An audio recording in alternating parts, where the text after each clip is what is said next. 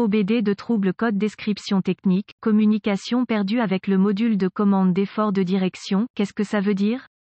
Il s'agit d'un code générique de diagnostic du système de communication qui s'applique à la plupart des marques et modèles de véhicules. Ce code signifie que le module de commande d'effort de direction (SECM) et les autres modules de commande du véhicule ne se parlent pas. Le circuit le plus souvent utilisé pour communiquer avec est connu sous le nom de communication de bus de réseau de zone de contrôleur, ou simplement bus CAN. Sans ce bus CAN, les modules de commande ne peuvent pas échanger d'informations et votre outil d'analyse peut ne pas être en mesure d'obtenir des informations du véhicule. Selon le circuit concerné, le SECM reçoit l'entrée d'une variété de capteurs, certains câblés directement à celui-ci, certains sont envoyés via le système de communication par bus. Ces entrées permettent au module de fournir un système de direction assistée électrique. Ces systèmes fournissent uniquement une assistance, car il existe toujours un lien mécanique avec le système de direction. En règle générale, ces systèmes se trouvent sur les voitures particulières et les camions légers, mais peuvent être utilisés comme le fabricant le juge bon pour d'autres applications alternatives. Les étapes de dépannage peuvent varier selon le fabricant, le type de système de communication, le nombre de fils et la couleur des fils dans le système de communication. Gravité et symptômes. La gravité dans ce cas dépend du système, parce que le système de direction assistée à assistance électrique fournit la seule direction assistée pour le véhicule. Il faut toujours faire attention avec ce système. De plus,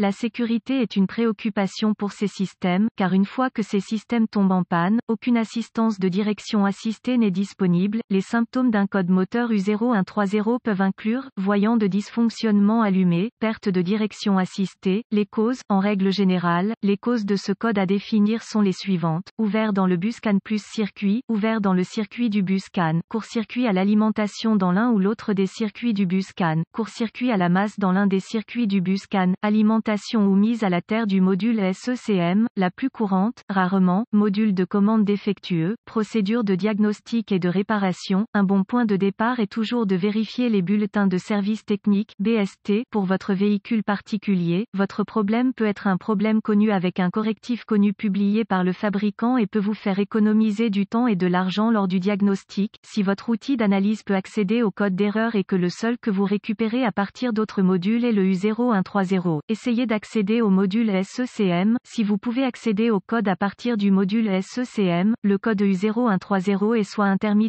soit un code mémoire. En cas d'impossibilité d'accéder au code du module SECM, le code U0130 que les autres modules définissent est actif et le problème est présent. La panne la plus courante est la perte d'alimentation ou de mise à la terre du module SECM. Vérifiez tous les fusibles qui alimentent le module SECM sur ce véhicule. Vérifiez tous les motifs du module SECM. Localisez l'emplacement des points de fixation au sol sur le véhicule et assurez-vous que ces connexions sont propres et serrées. Si vous le devez, retirez-les. Procurez-vous une petite brosse à poils métallique et une solution de bicarbonate de soude. Eau et nettoyez chacun le connecteur et l'endroit où il se connecte. Si des réparations ont été effectuées, supprimez les codes de diagnostic de la mémoire et voyez si le code U0130 revient ou si vous pouvez communiquer avec le module SECM. Si le code ne revient pas ou si la communication est rétablie, les fusibles connexions étaient probablement votre problème. Si le code revient, recherchez les connexions de communication du bus CAN-C sur votre véhicule particulier, surtout le connecteur du module SECM. Débranchez le câble négatif de la batterie avant de débrancher le connecteur du module de commande SECM. Une fois localisé, inspectez visuellement les connecteurs et le câblage, recherchez les éraflures, les frottements, les fils dénudés, les brûlures ou le plastique fondu. Séparez les connecteurs et inspectez soigneusement les bornes, les parties métalliques, à l'intérieur des connecteurs. Voyez s'ils ont l'air brûlés ou ont une teinte verte indiquant la corrosion. Utilisez un nettoyant pour contacts électriques et une brosse à poils en plastique si le nettoyage des bornes est nécessaire. Laissez sécher et appliquez de la graisse électrique là où les bornes entrent en contact.